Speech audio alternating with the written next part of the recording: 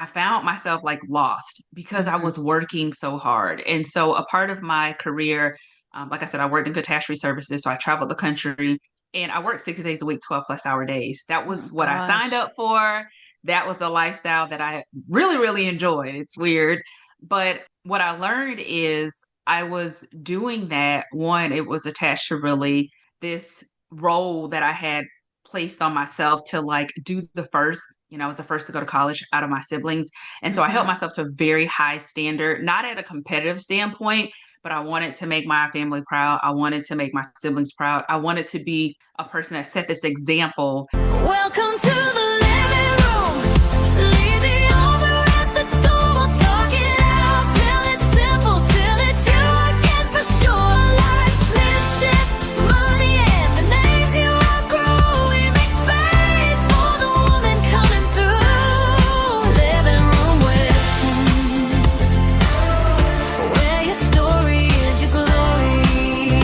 Hi, everyone, and welcome back to another episode of Living Room Wisdom, where your story is your glory. I'm so thrilled to introduce you to this beautiful young woman today. This is Jessica Rich. She's a certified executive and self wellness coach, as well as the CEO of Getting Finer LLC. What? Her work focuses on helping women leaders, high achievers, and purpose driven professionals prioritize themselves, strengthen their emotional wellness, and design lives that honor both their ambition and their well being. We all need that, right? So help me welcome Miss Jessica Rich. Thank you, thank you, thank you for being here. Thank Gosh, you I'm so much so for having me. glad. Yeah, I'm so glad we were finally able to do this. And so Jessica and I have worked together in a capacity as far as like being a coach to help her create some of the things that we're going to talk about today. And I'm excited to get updates because it's been a minute. But what I'd like to do and where I want to start is just I'd love to have you share who is Jessica Rich, not what you do, not your roles or your titles or what you've been in the past, how you've shown up, but the truth of who you are. Who's Jessica? Well, I love that question because I think sometimes we get so attached to roles that we think it identifies who we are, and sometimes we can lose ourselves. And so when I think of Jessica Rich and in this season specifically, I would like to just relate to joy and peace. But outside of that, one, I am a woman. I would like to say, I'm a girl because I think sometimes we forget that we're just girls that have grown up It's true. and we let society set these expectations. So I'm a woman first. I like to think of myself as a creative in this season of life. Like I'm able to be creative. I am a free spirit. I am outside of the other roles and titles. I'm a daughter. I'm a sister. I'm a friend. I'm a godmother. Um, I am someone who's super supportive. And also, I am someone who knows their worth and is taking the opportunity this season to fully step into that and just embrace it fully. Yes, I love that. I love it because not only did it explain who you are, but it also shared a little bit of an insight into your journey of becoming. Because you said, as of today, as of right now, right? At this iteration, or whatever your words were. And so I would love to kind of delve into who you were before stepping into entrepreneurship, because you had a very long career of MBA, MBA kind of corporate career. And that to me is, from what I've seen, an identity that people, period, but we as women, if you work hard and fight and grind to be in that male dominated world, that you hold on to pretty tightly. And it takes a whole new level of courage to step away from something like that. So I'd love to find out about who you were as you entered corporate America with your degree in hand, all your certificates and accomplishments, and how you were functioning within that system, but also what were you sacrificing to be a part of that system? Wow. Yep. So I spent 18 years in corporate America and a little over a decade as a leader.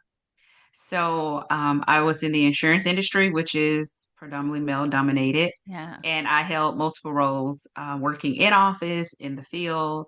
A lot of people can't believe it, but I was on the catastrophe side. So I traveled the country with different events, hurricanes, wildfires. I've climbed roofs, which I think a lot of people find hard to believe.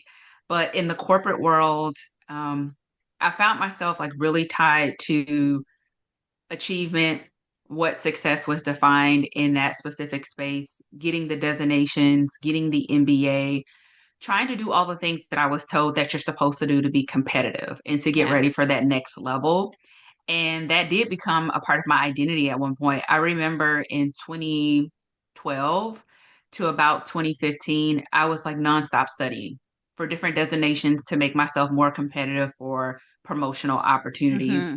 And although I loved being a leader, I love developing people, I love coaching, which I love that I can do all those things as an entrepreneur in my coaching business, but I found myself like lost because I Hmm. was working so hard. And so a part of my career, like I said, I worked in catastrophe services. So I traveled the country and I worked 6 days a week, 12 plus hour days. That Oh was what I signed gosh. up for.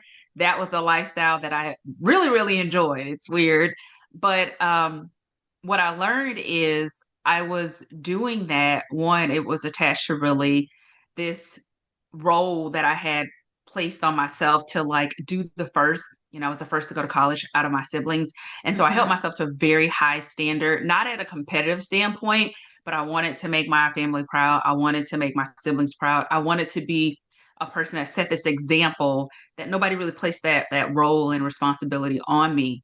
And so I found myself like doing all these things to really uphold that. So it came with this job and this title and working these long hours, the designations. Some of it was tied to a salary, which we probably may get into, like being free from being tied to, a specific salary when you're not Yeah. necessarily happy. And so as I transitioned from getting into leadership, doing the designations, getting my MBA in 2022, I got a promotion opportunity as a second line leader. So now I'm leading leaders. I've got like 90 people under me that are reporting to Ooh. me, and I wasn't happy. Yeah. And the crazy part it was is a crazy part about it was a couple years before that, right before the pandemic hit, I started going to therapy. And I'm identifying like I'm burnt out, I'm carrying this load, I'm taking on all these responsibilities that nobody gave me. And I started this self-care journey, which is crazy, right? We're all locked down, but I started this self-care journey, and that's where I kind of discovered like I can set boundaries and not be a person that everybody kind of dumps on. Loved being that listening ear, but I needed to be intentional about taking care of Jessica. And so over the next couple years, I focused on my own journey, launching my coaching business, getting finer to say, hey, like you can really focus on yourself. You can become a better version of yourself, but you can Yes. also step back and make time for you. And so I did that, got promoted. And Patrina, I tell you, when I got promoted, I immediately knew the place where I had basically gotten to that sense of peace and self care. I told my manager, like, I live a very peaceful life, and I don't know how this job fits into that. Mm. And so over the next couple years became basically like unraveling of me disconnecting from who I was, who I thought I would be, to Yes. becoming the person I am today. I love it. Such an interesting journey. And it's funny because a lot of people that I speak to, they have this expectation put upon them by family and things of that nature. And I love that you were like, it wasn't an expectation that they put on me, but it was an expectation that I had for myself. And so it really did start from your own ambition, your own vision, which is wonderful because I preach that we should build our life on our terms, right? According to who we are and what our vision for our life is. But it also speaks to even if you build it on your own strong foundation and from your truth, at some point, there may be a point where you've outgrown it or where you feel like you've built your own prison and it becomes necessary for you to decide what's next and be able to pivot. And so the fact that you acknowledged, you were connected with yourself enough to acknowledge that even though I thought this was what I wanted and kind of enjoyed it for a time, this is no longer feeling aligned for me. What is my next step? Now, that doesn't change the fact that you were still competing with yourself, right? Competing to be a better version of yourself. You're doing your personal development, things of that nature. And so tell me about the what it took to reconcile the past identity that you had built for yourself as you were stepping into a new one. Ooh, well, I'll tell you, I think friends helped me to Mm, do that. And the reason why I say that is so I am in this place where I, health wise, I'm like, this isn't going to work. mhm. In a corporate space, it become very demanding, especially as a leader, stressful, and I was experiencing high blood pressure. So I kind of was like forced to be still and to sit down. And then as I'm starting to identify this no longer serves me and what I want to do. I'm no longer aligned with this position. I hear outside voices basically attached to this version of me that they expected, right? So Exactly. in their mind, I'm supposed to get to that executive level. And Yes. that's like, what do you mean you might leave? Like, what would you Yeah. do? And so You've come they so had me in this, far. You'd be right. crazy to let this Okay, go. You and should a be part of it too was they looked up to me, right. Right. right? And you should be grateful, especially as a woman, a black woman who has reached these heights. Like yeah, I'm sure a lot of pressure. As I'm having the conversation of like, that's no longer who I am, that's no longer what I desire, I started to be able to identify, like, wow, I can verbally say that confidently. And I don't know if I would Mm. have been able to do that a year prior. Yep. And so it's being able to say, like, I'm no longer that person you met 10, 15 Hmm. years ago. I've evolved. And so you have to support the person that I am now and the person that I'm becoming, and is no longer tied to that person that you saw me as. And as I'm saying this, I also realize, wow, Jessica, if I asked myself 5 years ago where I would be, I probably would have said at the beginning of 2020, the next goal would be to become a VP, right? To go on to this track to get into an executive level. And so I had to kind of self-reflect, well, if that isn't your goal, like what is your long-term Yep. goal? What do you want to become? And how do you really reflect on the fact that that's no longer going to happen? At least Hmm. not in the near future, right? Because you never say never, you just don't know. But I think a part of it is embracing the journey because it Hmm. started years ago. It didn't happen overnight. I think a lot of people think like it just happened overnight. I made this decision. But if I can think back to having that conversation in 2022 when I said, I don't know if this aligns with my Yeah. life that I Yes. live, it became a journey of me trying to basically fit a circle into a square. And so Exactly. I can no longer try to push it. Yeah. And so it's having supportive people around, but then also realizing that nobody's voice mattered but myself, Mm. and not allowing people to influence what I was going to do. And so I just slowly started to step into the fact that, like, you get to be free and no longer let society determine what you do with your life. And that's what helped me become fully detached. I love it. Yeah, that's amazing. And I often say that, people aren't going to make a change, a real change, until it becomes so uncomfortable to hold on to the presumed comfort, right? Mhm. And so when you're in those type of roles and you're getting your paycheck and you've got position and power and all the things, that's presumed comfort. But the reality of the situation is no matter how high up you get in someone's company, it's still their company and things could change at any time. And so there's also the whisper for which I feel like you were grounded enough to have heard the whisper, maybe not have moved on it right away, like, oh, I don't know that this is the vision for my future. You allowed that whisper to turn it to get a little louder, right? You kind of the volume continued to turn up. And so at what point did the whisper become like a yell, like it's time? What tell us about that journey? What was the final catalyst for you stepping out of corporate and stepping into your own authority and your own business? A health scare. And Hmm. for some people, they may say, like, oh, that's nothing, but I had never experienced high blood pressure.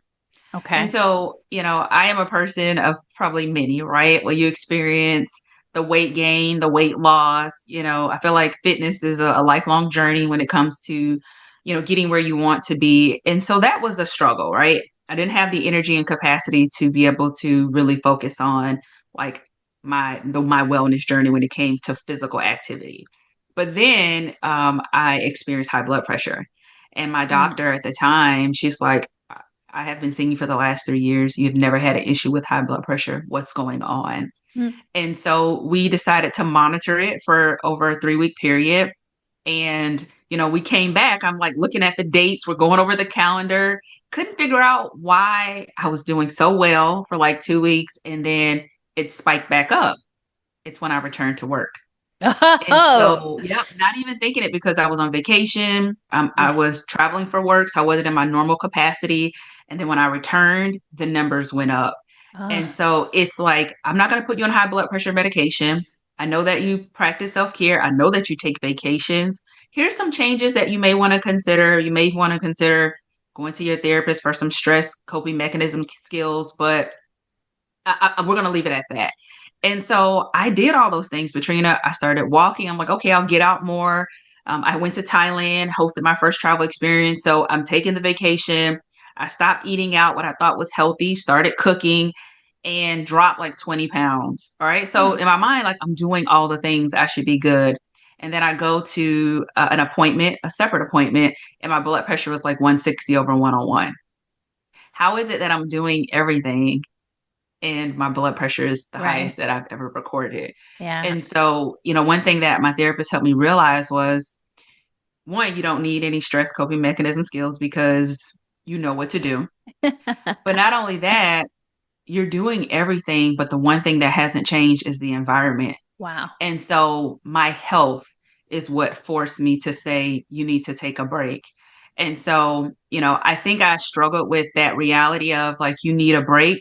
A lot of people don't want to talk about using your benefits and taking like leave.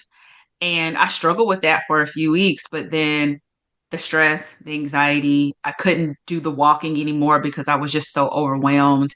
And I made the decision to go out on leave, which I ended up being on leave for 6 months. But during that time, I Wow. lost my dad a month into leave, which unfortunately now I'm grieving.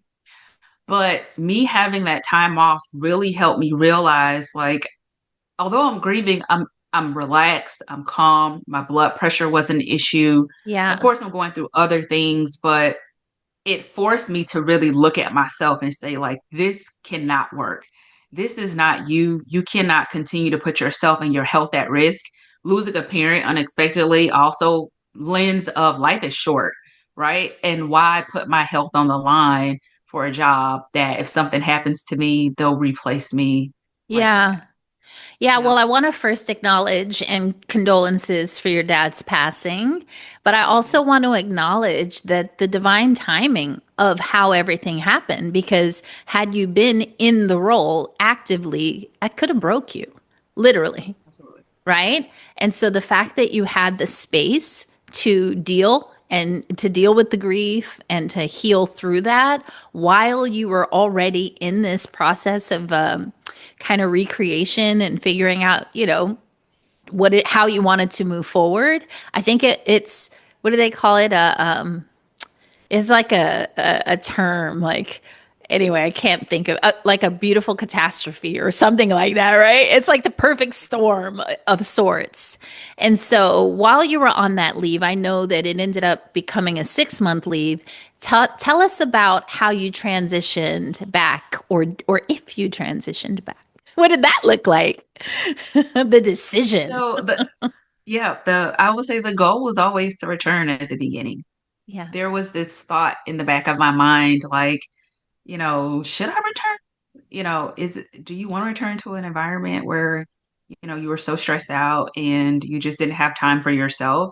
Because I'm a self-care advocate, right? And Right. I have a self-care routine, but your routine no longer works. Mm. And so I, go through the leave over time. Mind you, I have people kind of saying like, "Oh, you went out on leave," kind of looking down on me Right. because they don't have the courage to do it, right? Yes. But after almost, 18 years, like I've worked for that benefit that if I Yep. need it, then I should be able to take it. Hmm. And so as I lead up to, getting closer to the 6 months, I'm extending the leave, because now I've got all the additional things that are going on. But I remember I was supposed to return like in April. And I just was like, I can't do it. I can't do it. The last request to be extended, my therapist fully supported me. But I just was like, I can't do it. And so I text my mom. I was like, can you call me when you get off work? And she was like, okay.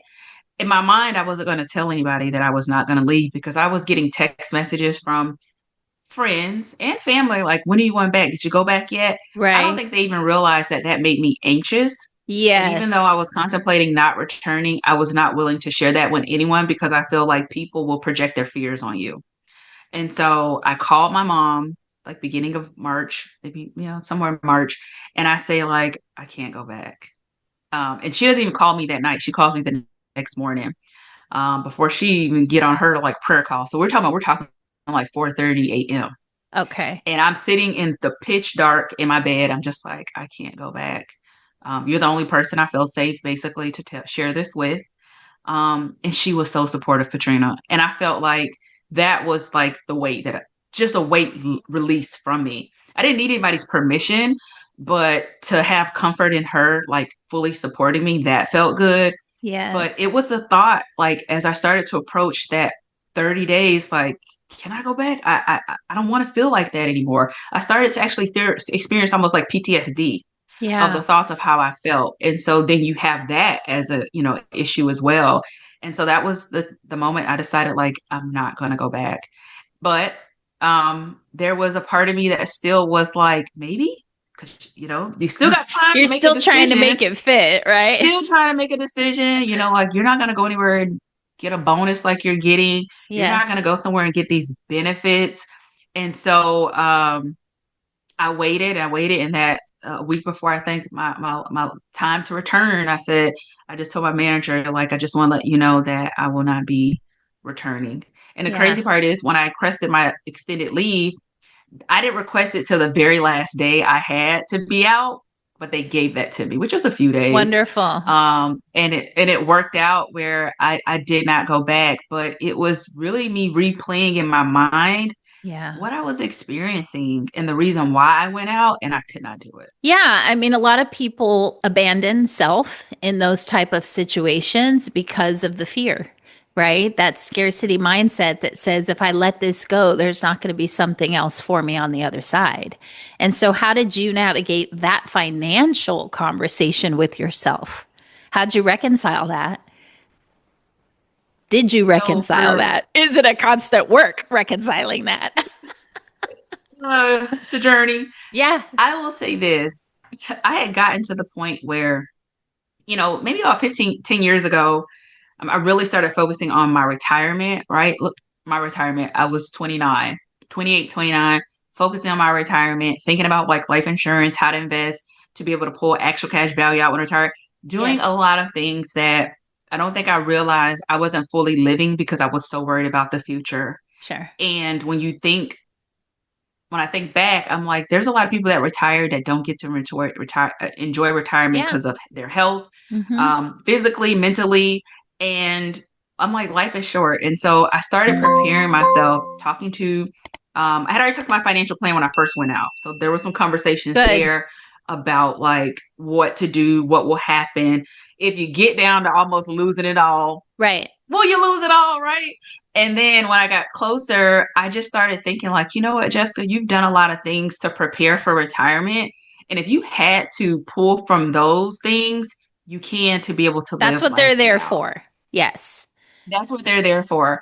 And so I just changed my entire perspective about Love living now for the future and living now for now and taking care of me now. I can rebuild. I'm 39, but I'm like, you know what? I can rebuild. I can do things differently strategically. that will help prepare me. Maybe it won't look the same as what I thought it would look like, but I think the Yes. version of me 10 years ago looked at retirement completely different. I'm open to living out of the country. And so, do I even Yes. need all those things? Yeah. But it is a journey because you don't get that paycheck every 2 weeks. Mm-hmm. And I don't look forward to this bonus that came every spring that I knew was like really great. Timing was always perfect, but I think about the things that I can do now to pour into my business and the women that I support in my community that pours into me, and just simplifying life is what I've Yeah. had to do. But it is an ongoing journey because I went years making six figures, Yeah. and it's a huge Yes. adjustment. It is. And I actually admire you and I honor you for taking that step. I say that entrepreneurship is the ultimate personal development journey. I've been on this journey for over 30 years, and it really takes a level of belief in yourself that most people will never experience if they don't step out on faith and become the master of their own universe, essentially. And while there are challenges that come along with entrepreneurship, fluctuating income and, betting on yourself and all of these things, the one thing about it is that you build resilience, you build self belief, you build that grit, that tenacity, right, through the process, and you surprise yourself consistently. You'll just when you feel like, oh my God, I can't do it, then you'll pull something out of your butt that is so amazing. And you're like, okay, I can. I think I can. I can. I know I can. I can. I can. And then you'll hit another wall. And then, so it's a cycle. It's a cycle. But the fact that you had that experience with putting those financial foundations in place, I love that you brought forth that was what it was for. Yes, when I started doing it, the idea is that I would use this money towards retirement. But the truth is, in recreation, retirement, all of what is retirement? Are we really going to just stop working, especially in these, Right. in this day and age? Retirement really ultimately is when you're being buried in the ground. And then who's going to get to enjoy those finances anyway? So there's so many different reframes for that whole financial retirement savings investing conversation. I prefer to look at it as a living, breathing system that you get to use at different times in your life that create a sense of safety. So I'm glad that you had that available while you're building your business. And it'll be even more fun when you get to the point where you're back at that six-figure mark and get to celebrate that milestone, right? It's a whole new identity for sure. So, with that said, then throughout this process of navigating the exit from corporate, jumping into entrepreneurship while getting your health back in order and really kind of securing your autonomy, your freedom, your sense of self, ultimately, how did you stay grounded, aligned, and resilient throughout the process? Well, I definitely will say, when I stepped out, it was all I needed is like a mustard seed of faith. So I'm a woman of faith. And so I was very intentional about just praying, but then also affirming myself, Yes. because I think the most important piece is reminding myself that, Mm, like, you can do this. mm. Even though you don't know exactly what it looks like, you can do it. And so that consisted of, I've always been a person that's very intentional about what I listen to. So finding Yes. positive videos to listen to, especially in the morning, Mhm. because that's the most important part of the day when your mind is the most impressionable. So I continued that practice, but I also made it very intentional about throughout my morning, right? So at first it was like the first 20 minutes is when it's the most important. And so now the first part of my day, I'm very intentional about what I listen to. And Yeah. so that also kind of helped me with staying grounded and just staying positive. But then it's the people that I surrounded myself with, entrepreneurs like yourself. I know some other entrepreneurs who, made the decision to take a leap of faith and not look back. Like I said, my financial planner is very, very transparent about, like, I almost lost it all a few times. Yeah. And now she is so successful in her business. And so being able to talk to individuals who are like minded and who are Yes. not afraid of stepping outside of their comfort zone, because I tell my friends all the time, you're not necessarily my ideal client, because my avatar is really me talking to myself here, right? Yes. but it's being around people who have that mindset of like more Hmm. and not afraid of somewhat taking risk. And so it's really surrounding myself with those individuals. And lastly, I'll say is not necessarily moving in silence, but being intentional about what I share because Yeah. everyone's not going to understand my vision. And so that could be journaling, a little bit of like audio voice recording to get my thoughts out and then listen Yeah. back to how I was feeling and my thoughts. But those are Yes. just some things that I helped throughout the process to like really help me stay focused Mm. because this is like I am navigating waters I've never been in. And so Yeah. sometimes I just need that voice or that person to say like stay on course. Like it's fine. I've been Yes. there, you know, you're gonna make mistakes and that's been important. Yeah. So, what I heard you say is in regard to protecting your own peace, if we will, and keeping yourself accountable to the decisions that you made in regard to exiting corporate and entering entrepreneurship and maintaining your sovereignty, right? Your health, your all of the good stuff, all the juiciness that you were very mindful about who you spent time with, who you spoke to about what you were doing. And what I loved even more that you said is that you were talking to yourself through journal, through audio. Like, that's awesome. I don't know that I've actually heard the audio piece before, but it's such a brilliant idea because who better to speak into you than yourself, right? Your higher self, your higher, fearless, visionary self. And so I really love that you said that. And then also the fact that you spoke to community. You had your mom who was very supportive. You had your financial planner, and then you seeked out other people, other individuals and entrepreneurs who had walked a step ahead of you. And so those are three very solid, like, action steps that some of our listeners can take if they're considering pivoting, or if they're feeling the nudge but don't quite know what that looks like yet. And so for those listening, I'd love for you to share what you pivoted to, because you've created a really beautiful space for women like yourself to also make some really big defining decisions in their lives.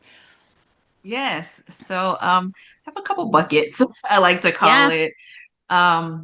But my mission has always been, you know, once I identified the importance of prioritizing myself, was to help other women do the same. Hmm. Because I had worked with so many women in the corporate space that would say, I looked up and I was in my 40s and I wish that I had children, Yeah. or I wish I would have made the time to meet a partner.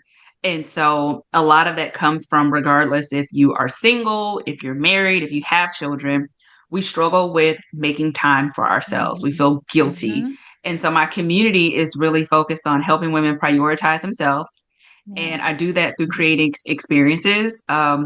It started with virtual experiences, so hosting calls, turned into hosting conferences here in Dallas, Texas, and then it now has transitioned into international travel experiences.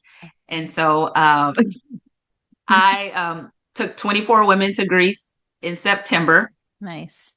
and I am going to continue on. I have Bali next year and also Italy. But I've created this community where women can come, feel safe. It's a brave space where they can share their struggles and their challenges. And we get to leave the hustle and bustle and Hmm. prioritize ourselves for a week. And I say a week Wonderful. because it's a journey, right? And so that's the starting foundation of it. And they have Yes. to continue that on, which I do provide some support there. But I've created I Choose Me travel experiences, and Yes. it is just to allow women to be who they are, be that girl, Hmm. I'm just a girl. So a really good friend says that all the time, to be that woman Yeah. stripped from all the titles and just be Hmm. themselves and get sisterhood and healing and wellness. And so that is one of the things that I'm doing. And then I also provide coaching for those individuals who just need some one-on-one support or group coaching Yeah. outside of traveling. And it's to help them navigate whether that's the corporate America or the struggles of like prioritizing themselves in their day-to-day life. We focus on how you could create a sustainable self-care routine that fits your life. you look at social media, it's the bubble bath, it's brunching, it's Yeah. mimosas, it's pedicure. But Yes. really, self-care is as simple as me drinking coffee on my patio every morning, me, of Yes. course, working out, me going to Pilates, but then also it's sometimes just sitting on the couch and watching TV. And so I Hmm. help them with looking at their routine, their schedule, and creating that, but then also the mindset of not feeling worthy of being able to give themselves that time. And so that's what Yeah. I've transitioned into fully. I feel like self care really at its core is knowing when to do what, almost, right? So, not talking yourself out of something that your body, your mind, or your spirit, well, usually your body or your spirit is telling you. Because when it's in our mind, we listen, but we haven't been conditioned or trained to really listen to our bodies or to our spirits the way that we probably should. And so I believe that self care, sometimes self care, honestly, for me, most of the time it's like all enlightened and elevated and shit. But sometimes it's literally like today, all I want to do is sit on this couch and binge crap TV or something. You know what I mean? And as long as you're not doing that all the time, then that could be exactly what you needed in that moment. So it's really listening to yourself. It doesn't have to be the same thing every single time. It doesn't have to look a certain way. Honestly, some like just as like you have the coffee in the morning on your patio. For me, my coffee experience period is like a trigger for peace. You know what I mean? Like the type of cup that I have it in, the way I hold it, it's like a whole spiritual experience. And just making sure I take that time for myself, if nothing else, is so important. So, with that said, I'd love for you to share with someone out there listening, a high achieving woman, maybe who's in a similar position where she's craving change, but doesn't necessarily know or feel equipped or courageous enough to take that first step. What would you say to that woman? What would you whisper in her ear? You are worthy of rest.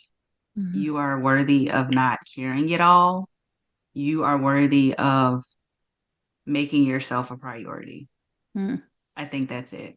Yeah. Um, a lot of times I meet women and I just have to stop and just ask the question outside of all the other things, self-care routine, work, and I just have to ask them, do you think you're worthy Yeah. of just being still? And a lot of women struggle with that answer because Hmm. they're like, what do you mean? Of course I'm worth, you have to think about like, are you Yes. worth being able to prioritize yourself? And so it starts with the question, do you think you're worthy? And if you hesitate with that, knowing that you are worthy just to be you, I am worthy of just being Jessica Rich outside of everything else, and that's okay. Oh yeah. And simplifying is a great way to do that. You mentioned that you've simplified your life, and I do find that so refreshing. And as you know, I simplified my life for about 10 months. Just kind of downsizing, getting rid of everything in preparation for my empty nester life. And so I actually just recently, probably didn't even share this with you, but I just recently stopped being the nomad over here on the in the beach rentals, and I got a condo over here on the beach. So now I'm nesting. I'm in the nesting phase. And while I'm doing that, I'm also still keeping it very simple because that was really the first time, those 10 months, where I felt such lightness, right? Releasing so much responsibility and things. And so a lot of times when we're faced with these types of experiences, it actually shapes us for the better. And so moving forward, we're going to be creating our life in a totally different way. And so it's going to be exciting to watch your journey as you continue to grow in entrepreneurship. I actually watch all of your Instagram, or sorry, not Instagram, LinkedIn. I watch all your LinkedIn posts, and you also do a what is it, wellness moment? Share about that. If you're on LinkedIn, Yes. you definitely should follow Jessica. So I do a mindfulness moment, and Yes, it's usually on Wednesdays. And the reason why I started that was, the week, we dread Mondays, right? Some of us, right? right. I'm creating a life now where I don't necessarily dread I love Mondays, Mondays. but right. But for most people, it's the weekend's over. And so you're dreading Yes. Monday. And then you get to Wednesday and you're either depleted. You're just looking forward to Friday to do the hamster wheel of Saturday, Sunday, get back to Monday. And so it's a reset just to kind of reground you and say, like, let's take a moment to just focus on ourselves. And so maybe it's an actionable item that you can complete to pour into yourself that day or for the rest of the week. Maybe it's an affirmation. There's been some breathing exercises as well, but it's an opportunity to get back to yourself because, as you stated Yeah. about self care, it's simple, but it's the intentionality behind it. And so, for those individuals who struggle with it, I'm just your friendly reminder on a Wednesday Love to it. take that moment. It's 5 minutes, it's just 5 minutes with Jessica. And sometimes it's less than that just to come back to yourself, get the energy positively and end the week. And I mentioned it because I feel like it's such a wonderful first step for women. And the reason is because even if it's just 5 minutes, it's 5 minutes that you would otherwise not set aside and commit to for yourself. And for some women, that's what it's going to take for them to start putting themselves first and really focus on for self care. And so I really appreciate that from you because I believe oftentimes we try to overcomplicate things. And I'm saying we, but I mean me. I'm so guilty of this. Like, I have to build the big thing. I can't just have the smaller thing. And so I'm very much in awe when I see that 5 minute wellness moment, is what you call it, because I feel like it's something that everyone needs. Everyone needs. And so we're going to put your information in show notes, but go ahead and just share where you hang out, how people can connect with you and get more of this juiciness. So you can find me in a couple places, but Jessica Rich Coaching is my website. And so there you can find information about coaching. I also have a podcast. I have a self-care journal that I created to help women with that first step. And so you can find those things there and just learn a little bit more about me. You can also find me on LinkedIn, Jessica Rich. On Instagram, I have a couple handles, but Coach Jessica Rich is where you can find me on Instagram as well as YouTube. I do some inspirational videos. And then lastly, if you're a woman that is looking to just look for some sisterhood and traveling, my I Choose Me Experiences website is an opportunity just to see where we're hanging out, some plans. And if it doesn't do anything about just, you joining us, I hopefully inspires you to take time to plan something for yourself, even if Mhm. you cannot travel internationally. I always say that it could be something simple as a self-care weekend wherever you live. But those are just some Yeah. places where you can check me out. Yay! I love it. So much juiciness, so much goodness. And I want to thank you again for joining me on the podcast. This has been great. I love sharing your story and watching you evolve in your entrepreneurship. It's just awesome, right? And so, for those of you listening, I want to thank you also for joining us today on another episode of Living Room Wisdom, where your story is your glory. We are actually looking for guests for our 2026 lineup. So if you have got a story you'd love to share, overcome some adversity, would love to be spotlighted, go ahead and send me a message or an email, patrina@patrinawisdom.com. And lastly, if you want to be surrounded by incredible women like Jessica Rich and all of my guests, we're opening the doors for our Sovereign CEO Collective. And this is a space where we can grow together, evolve together, be in community, and share all kinds of experiences, exclusive experiences. So jump in. And with that, I thank you for being here again and follow us on Instagram, Patrina Wisdom and Living Room Podcast. Best place to send us messages, honestly. And we'll see you again next week. Same time, same channel on Living Room Wisdom. Take care. Thanks again, Jess. Welcome to